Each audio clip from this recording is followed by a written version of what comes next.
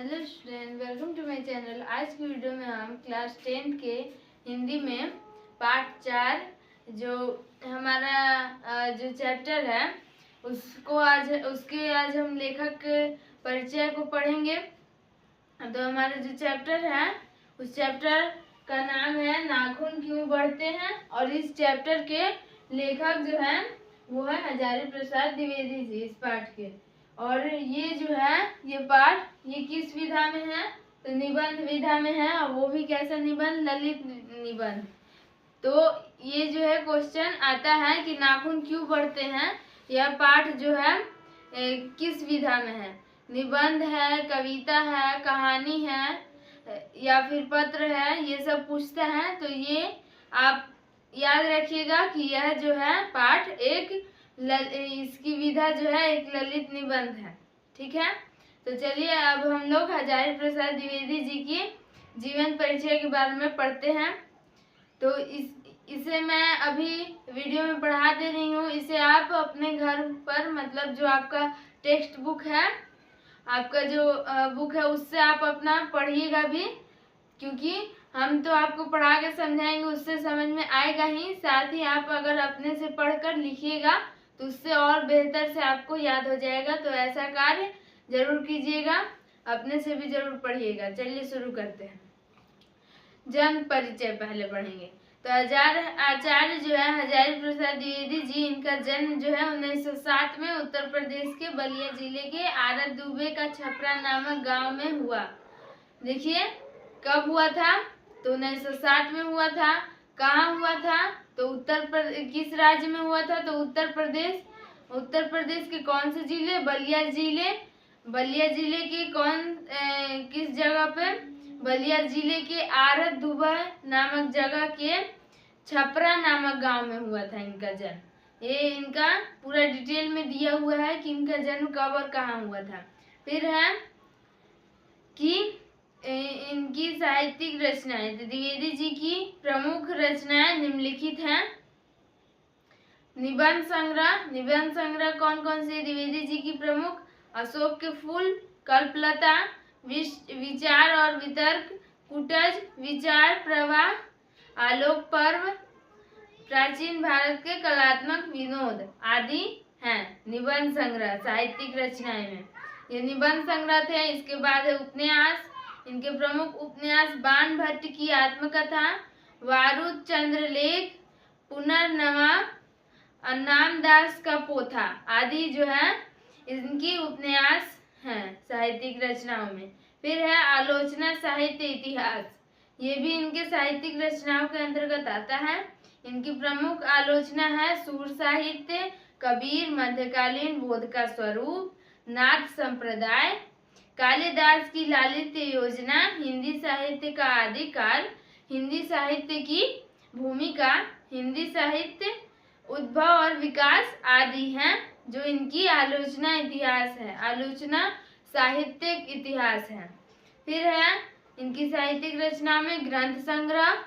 तो ग्रंथ संग्रह है इनकी प्रमुख संदेश राशक, पृथ्वीराज रासो, नाथ सिद्धो की बनिया, इनके जो है बानिया इनके प्रमुख ग्रंथ हैं। ठीक है, ये जो है इनकी साहित्यिक रचनाओं के बारे में जानकारी थी। फिर है सम्मान जो है द्विवेदी जी को आलोक पर्व पर साहित्य अकादमी पुरस्कार मिला। आलोक पर्व जो है यह क्या था उनके साहित्यिक रचनाओं में, तो निबंध संग्रह था, और इस पर उनको अकादमी पुरस्कार मिला था। भारत सरकार द्वारा पद्म भूषण सम्मान और लखनऊ विश्वविद्यालय द्वारा डीएलएड की उपाधि प्राप्त की। और द्विवेदी जी काशी हिंदू विश्वविद्यालय, शांति निकेतन विश्वविद्यालय, चंडीगढ़ विश्वविद्यालय आदि में प्रोफेसर एवं प्रशासनिक पदों पर भी रहे।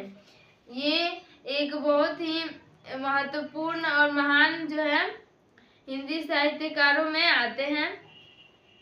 फिर है इनकी साहित्यिक विशेषताएं। भारतवर्ष में सांस्कृतिक इतिहास की रचनात्मक परिणति द्विवेदी जी का एक साहित्य कर्म है। सांस्कृतिक इतिहास में रचनात्मक जो है परिणति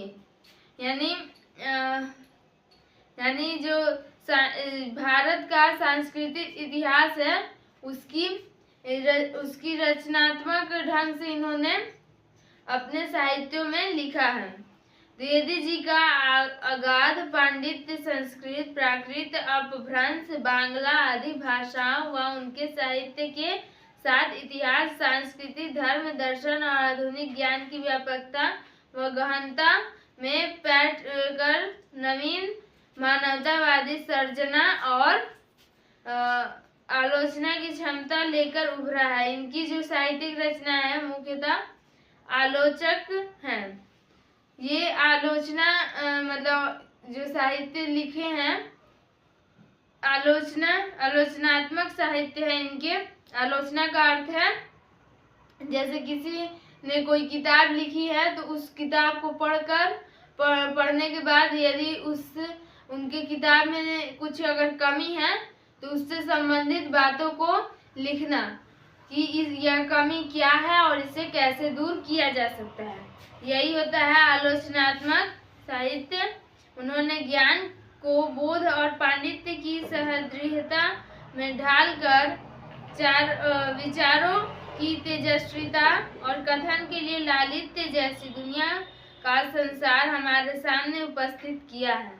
ठीक है, इस प्रकार द्विवेदी जी में कबीर, तुलसी और रविंद्रनाथ के एकाकार की झलक साफ दिखाई देती है।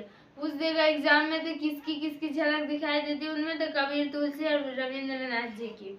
इनकी सांस्कृतिक दृष्टि अद्वितीय है, यानी इनकी जो सांस्कृतिक दृष्टि है वो किसी की जैसी मिलती जुलती नहीं है बल्कि एक अलग ही है।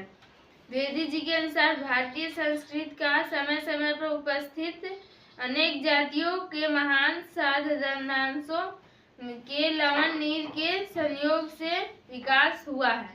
ठीक है, ये इनकी साहित्यिक विशेषताएं थी और इनकी मृत्यु कब हुई थी तो सन 1989 में दिल्ली में इनका देहांत जो है हो गया था।